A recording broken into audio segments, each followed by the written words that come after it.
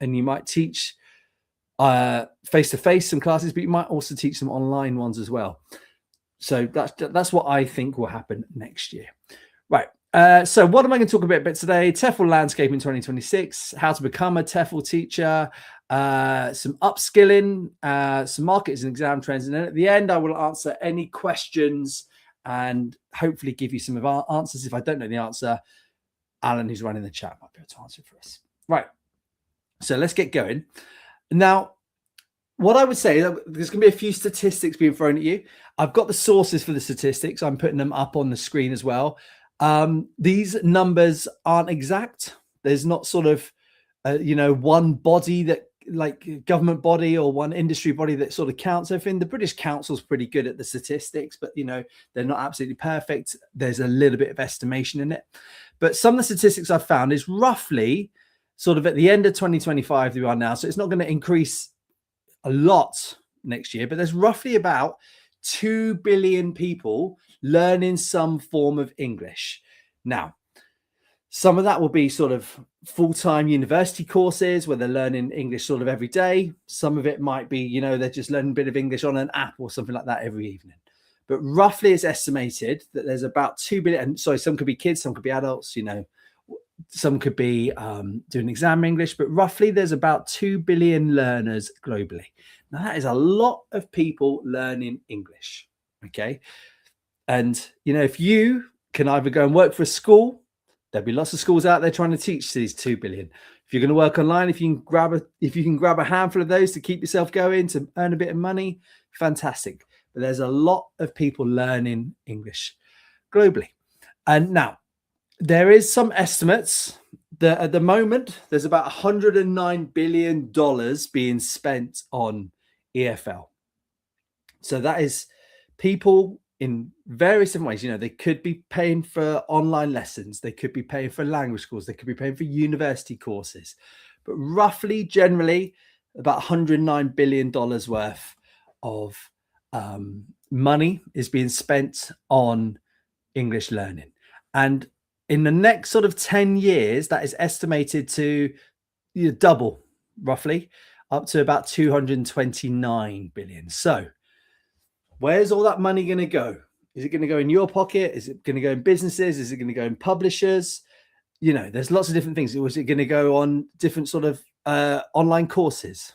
I don't know, but generally it's seen that there's a lot of money to be spent. English has always been a bit of a gateway for students. It helps them to accomplish dreams and university courses, jobs, that kind of thing. And students are willing to spend more money on it. Now, online plus hybrid is now standard. Now, I'm not saying sort of at the same time, but basically there's people paying for online lessons. There's also people paying for face-to-face lessons, but there's also people that are paying for online lessons with one teacher, and they're maybe doing also face-to-face classes. Can be quite standard. Online isn't sort of seen as this extreme form of learning. It's now really quite standard.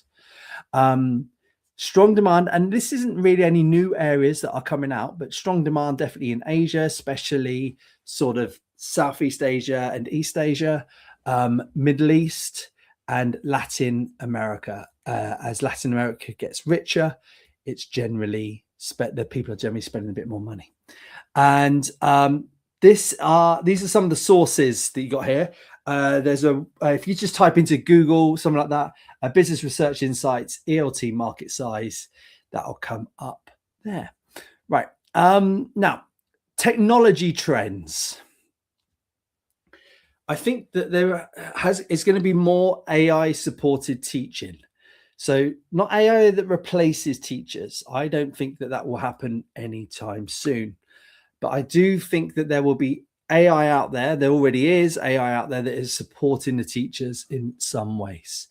And I think there will definitely be a lot of help, especially with pronunciation and assessment tools. Now, we're seeing exams that are written nowadays that don't need an examiner, and they can judge the pronunciation skills of a student, and they can grade the pronunciation skills of a student.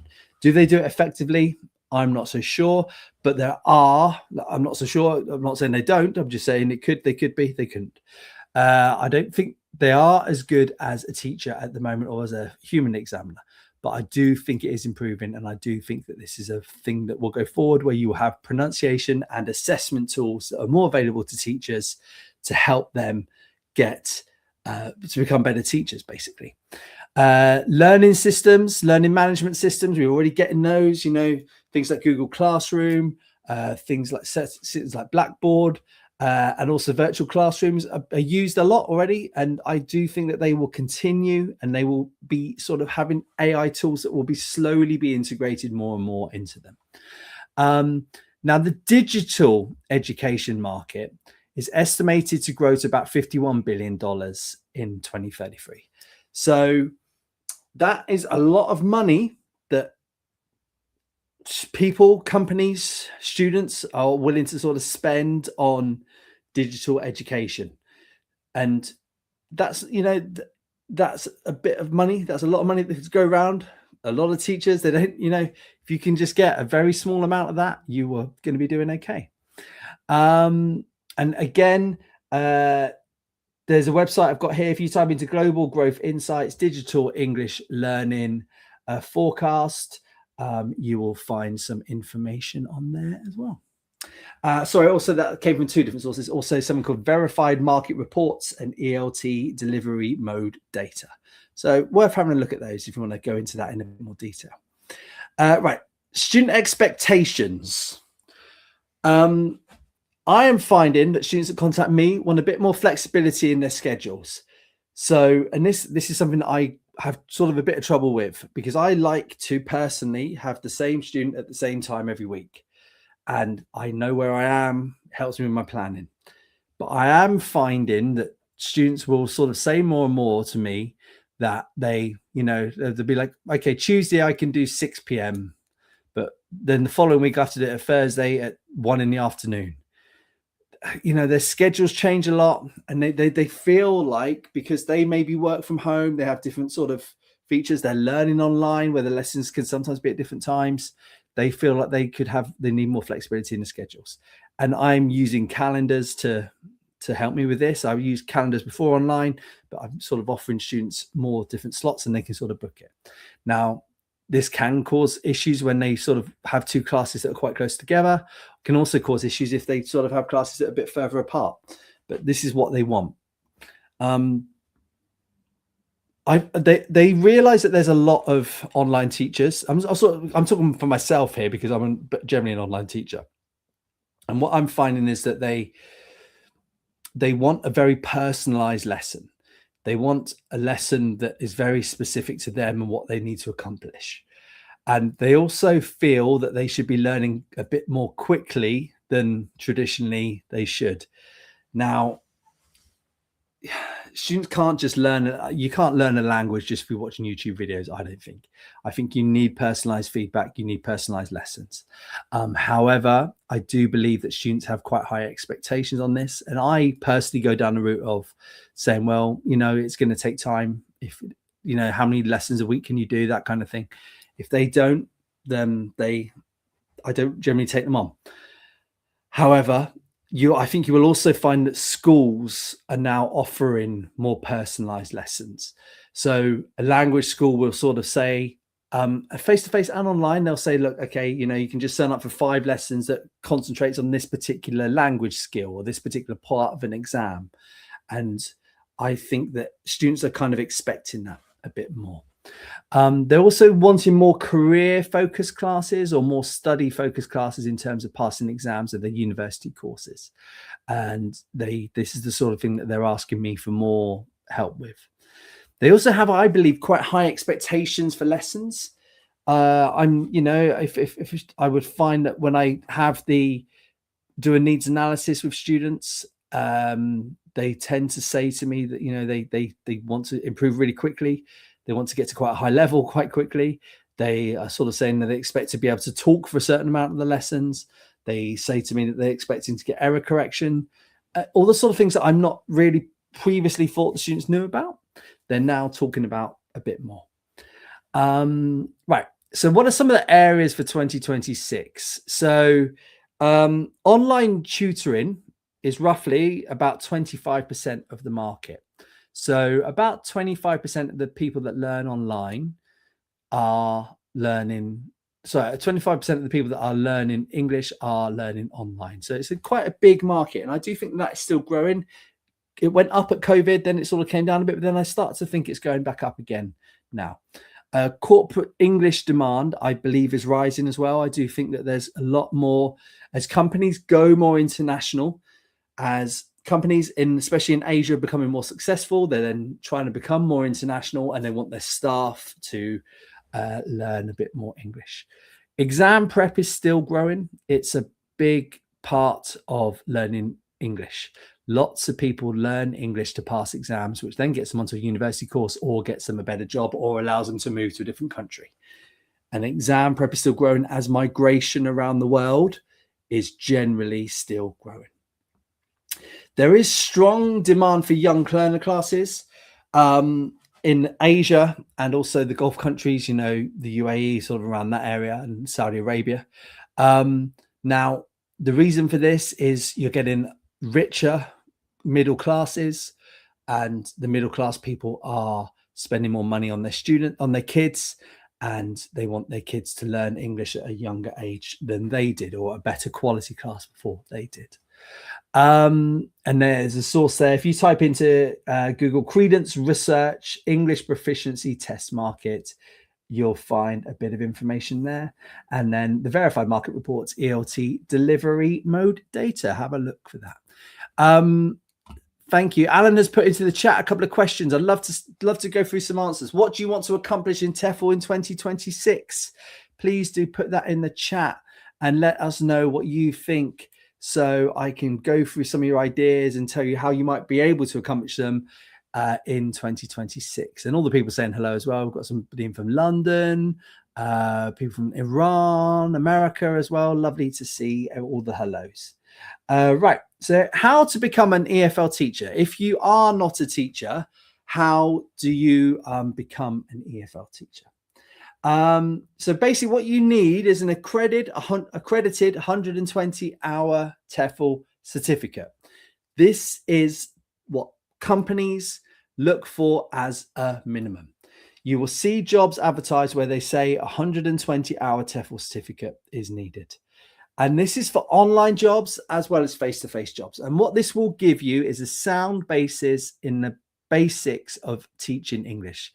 A little bit of the theory behind it, how to lesson plan, you know, how to teach different skills, that kind of thing. The real basics that are needed to become an EFL teacher. You can study this online and you can have a look. Now, the accredited thing is important. I'll talk about that in a bit. Now, there's no experience needed. You will see jobs advertised that say experienced only. However, if you don't have any experience, why not just go for them? And I've done webinars where I talk about how to become, how to apply for jobs if you don't have any experience. So that might be worth watching. But there are jobs out there where you do not need experience. Now, you can work online, you can work abroad, or you can work online and abroad. So I've done, again, webinars where I talk about all of this specifically in more detail, but there are jobs abroad in various countries around the world being advertised on websites such as ours, TEFL.org. We've got a job section at the top, but there's jobs being advertised on websites such as eslcafe.com. There's jobs being advertised on LinkedIn. There's lots of jobs being advertised, and some of those jobs are for online, and you can generally do them from any country. You've got a internet connection, so you could go to somewhere like, for example, Thailand, and in Thailand you could teach Chinese students. That kind of thing works. Okay. Now, the other requirements that you might need on top of the 120-hour certificate depend on the regional rules. So some countries, not companies, some countries, their governments will say you need to have a degree to work here, even to work online as well. Some of them say that. Some will say you have to be within a certain age range. Some would say, you need to have health insurance. All that kind of thing does depend on the regional country and the rules that they apply to.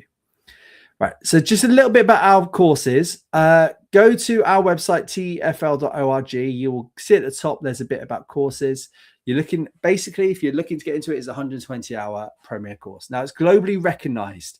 So because we've been doing this a while, we are known around the world by recruiters and by schools of the graduates that we help to become TEFL teachers have learned well and know what they're talking about.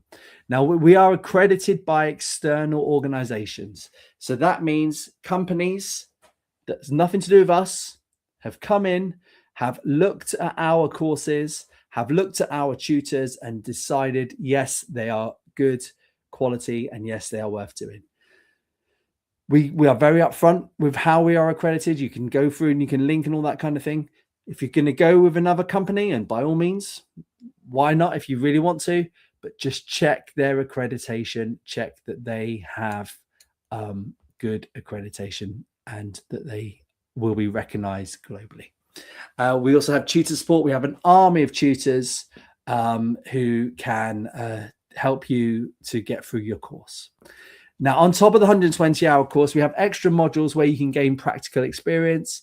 We have modules such as teaching online modules, modules such as teaching young learners, modules such as teaching exam prep. There's loads of different ones on there worth having a look at, especially if you want to upskill. So 2026, you want to get your first job. First thing to do is to pick the location, I think. Do you want to work online from your car, from your house? Do you want to go abroad? Okay, and sort of think about the location requirements. Is it possible for you to get a visa to go there? Do you have like a degree if you need to go to a degree, that kind of thing? Start to think the location. But then within a country, think about the city. Don't just think, I want to go to Italy, because the market in the north of Italy, for example, is very different from the market in the south of Italy. So you got to pick the location and then do a bit of research on where you want to go within that country. Be open to different areas. Don't just think, right, Korea or nowhere.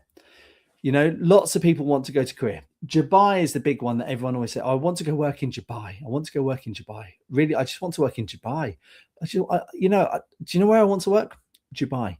But, you know, the UAE has different areas. Yeah. The Middle East has lots of different areas.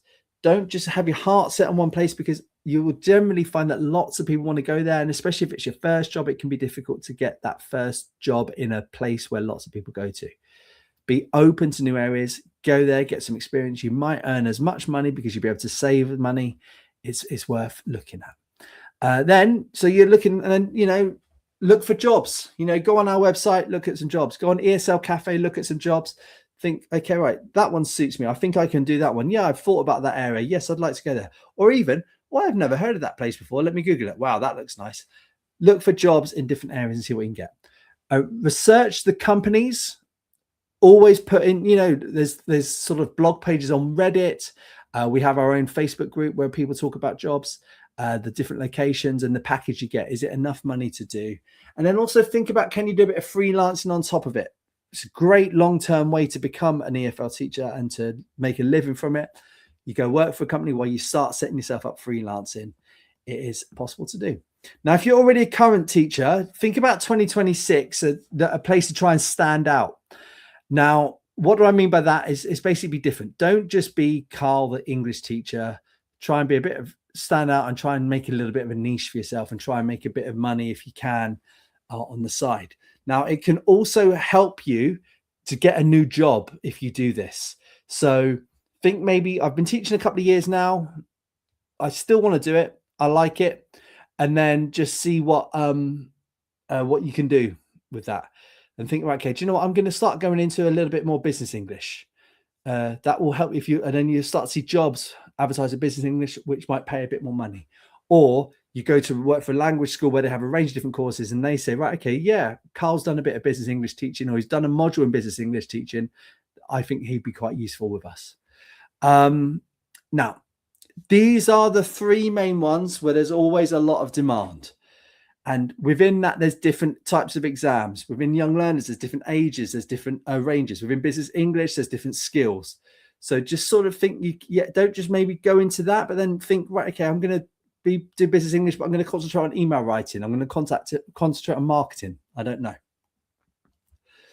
And I think all the time, start thinking about how to use digital skills. Think about external websites that you can incorporate in your face-to-face teaching or in your online teaching.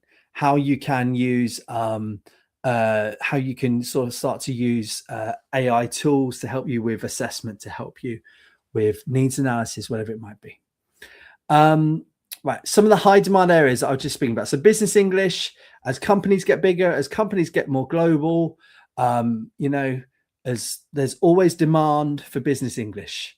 And I do think that will continue as countries, for example, such as Vietnam get richer, as countries such as Bangladesh, for example, they could get a bit richer. Their companies want to sell more. There might be some business English opportunities there. And for the individuals as well as for companies, exam prep classes. As you know, as middle classes get richer, they might be able to afford to send their kids at university age to America for university, or they might get a scholarship for America. They would need to pass an English test to go there. You can help them to get through that English class. Young learners, always people like to spend money on their kids. They think that spending money on their kids is a great opportunity. And in massive parts of the world, they love spending money on young learner English classes. Online teachers, but confident. Yeah. Don't just say you're an online teacher. Think about how you can do different age ranges. And you just, if you get offered an adult's online class with 5 people, do you know how to handle that? Can you sell yourself in an interview that you know how to handle that? And if they sort of say to you, you're going to have this tech problem, what will you do? Just have the confidence of working online. Don't just sort of think I'm going to become an online teacher. Sort of think about the different scenarios and think about how I can use other tools to help me to get through those scenarios. And I think being confident in freelancing and working for companies can really, really help you going forward. Short specialized courses. So could be simple as, like a 4 lessons for 2 hours a week over 4 weeks, something like that, on how to improve your email skills. Something like that. I think the companies are asking for this, and I think individuals are also asking for this. And if you can tap into that a bit, also for exam prep, 4 lessons to improve your TOEFL reading score, whatever it might be. I do think that students are sort of looking for this kind of thing. There's a bit of sources there for some of this as well. If you type into Google PR Newswire Business English Market Growth, I'm sure that you will find that there, or pause it and you can look at it yourself. Right, so try and diversify a bit. Don't just try and teach multiple, try and teach different type, be known as Carl, the Trinity College London intermediate teacher, but also Carl, the business English advanced teacher, something like that. Try and give yourself multiple niches. Don't just, while it's great to try and concentrate on one, and definitely when you're starting, but once you've done it for a bit, try and give yourself different niches. It helps you get jobs as well. But try and be an expert in one of the stable areas that I've said on the one before. Those are demand is growing for those, but those demand has always been there since I've been doing it for 20 years. Start adding digital tools. Try and maybe aim for different levels.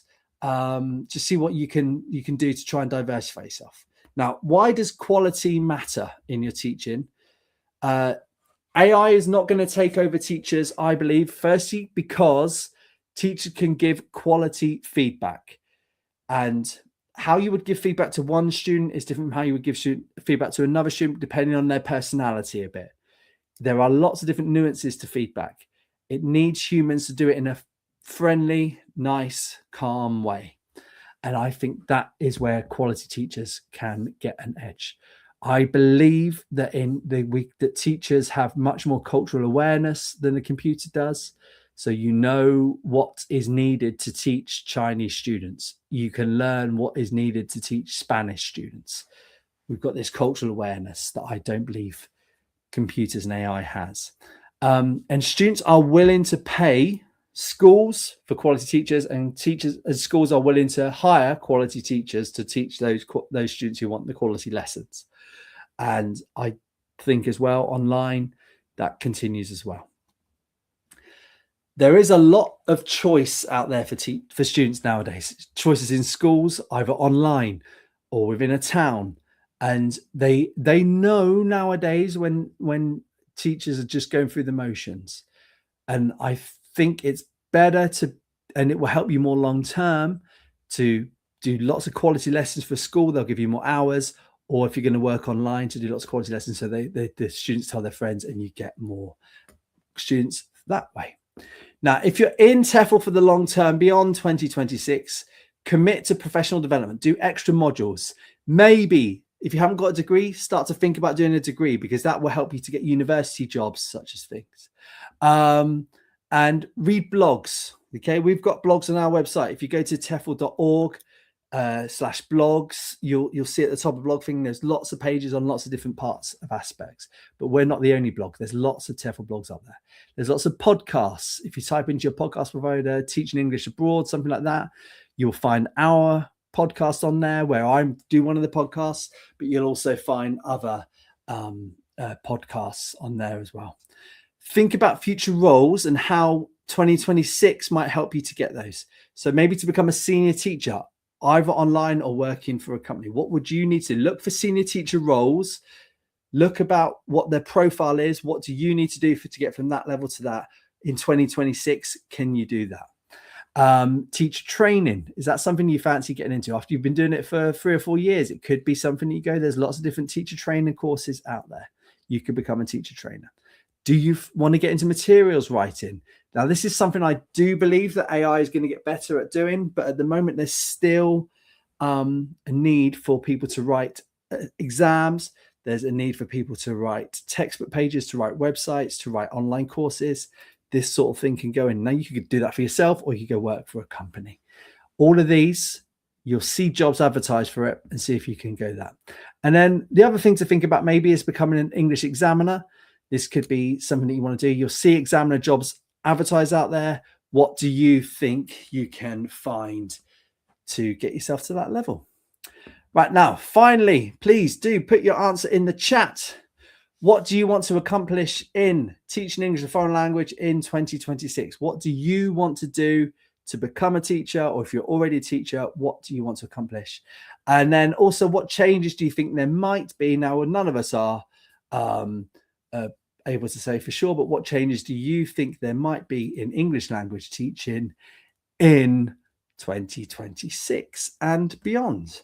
Right, I'm just going to leave those 2 questions up there for now. And let's just see some of the points. I can see people saying hello, which is lovely. Thank you, everyone that said hello.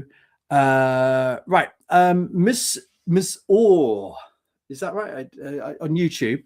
So it's like a YouTube username. Will AI eventually replace human teachers? Now, I think there are roles where AI will replace people, jobs, replace jobs quite soon. And I think we're already starting to see that when you sort of hear about tech companies laying off.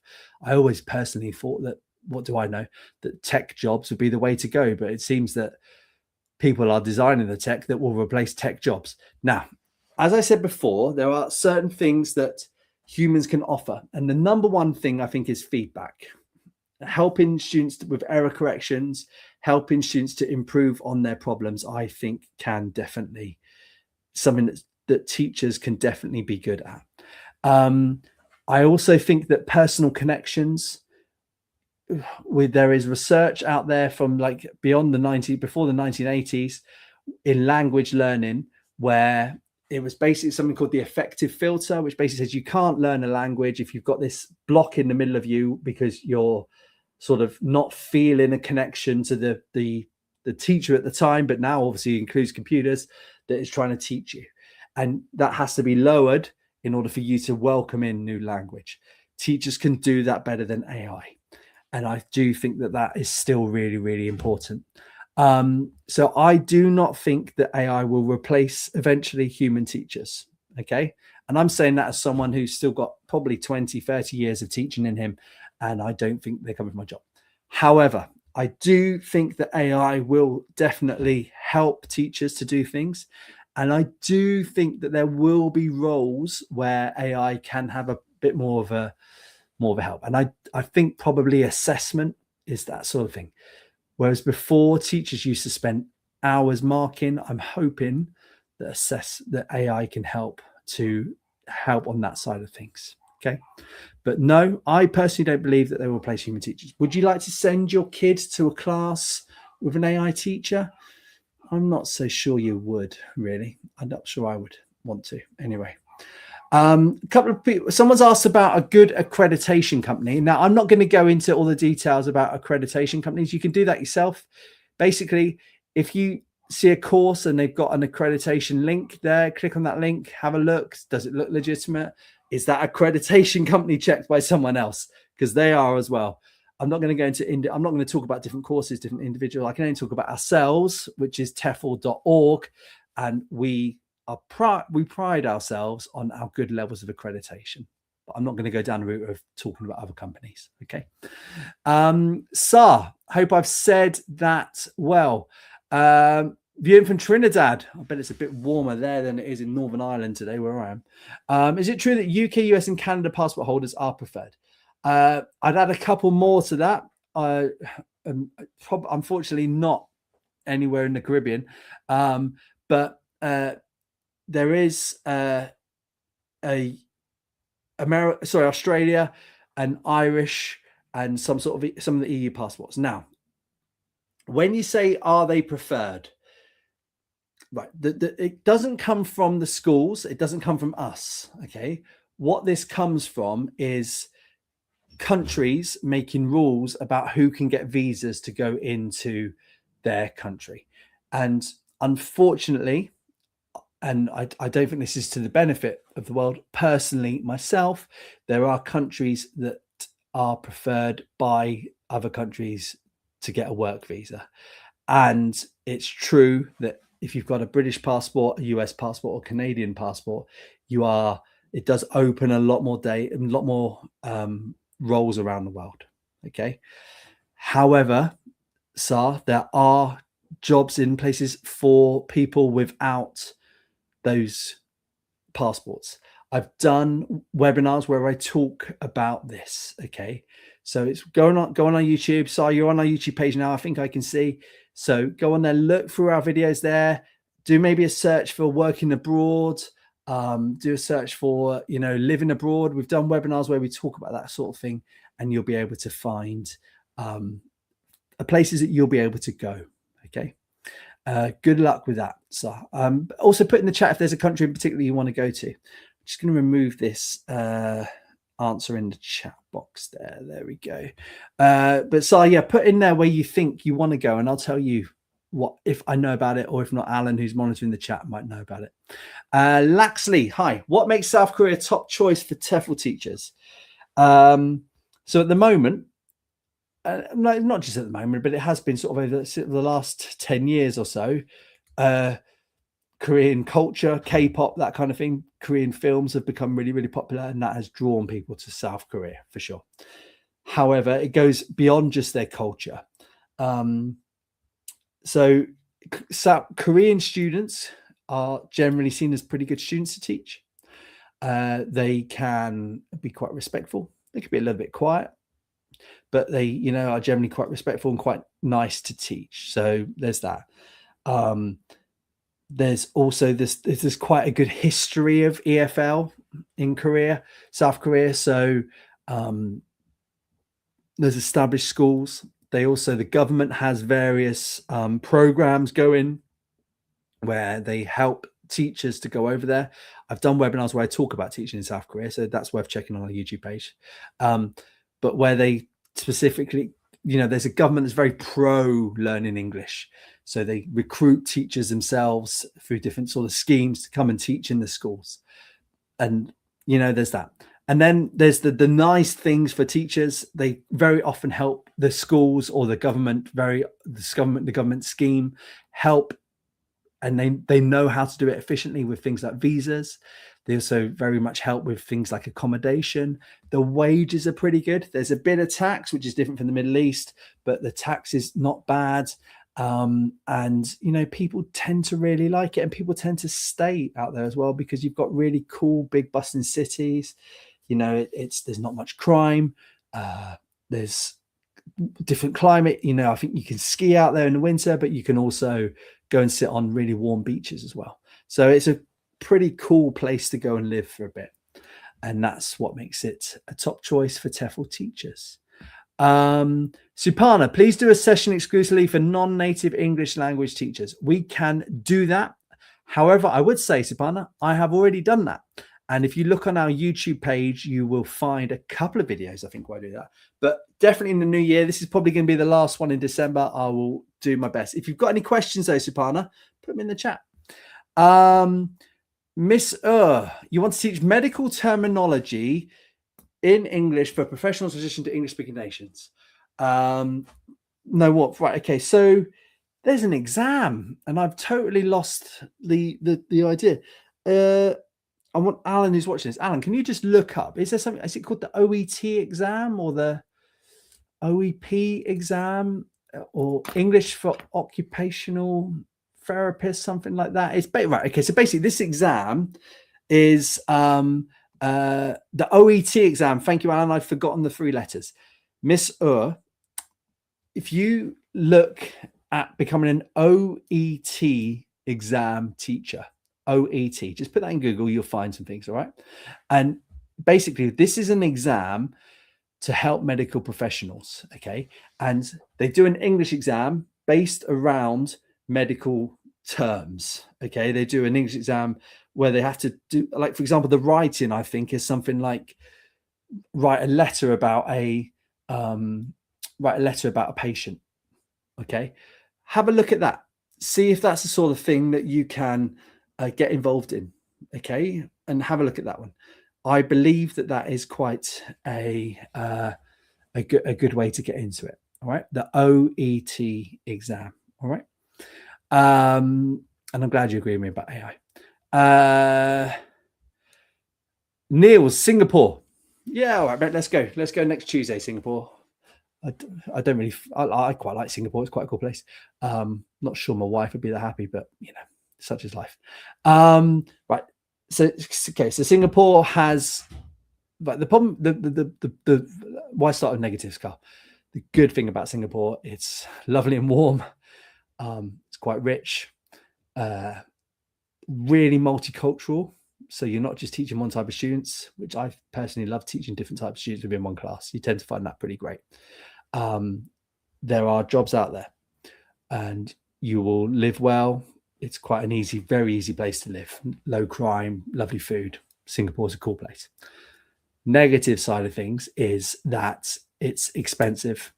So you've really got to make sure that you are earning enough money to live to a standard you want to live in, Niels, okay? But it's definitely worth getting out there. It's definitely worth checking for. Can be a lot of competition for jobs in Singapore, okay? you want to go to Vietnam, China eventually. So you've got to check whether Trinidad, your passport, I don't know what passport you got, will link with those countries. What I would say is they probably will want a degree as well. So you've got to make sure your degree is going on. Okay, so members of your countries, if you've gone on the JET program, why not start with that? See if that'll work for you. Okay. There you go. Craig is saying that he taught in Singapore, but the wages are low and it is very expensive.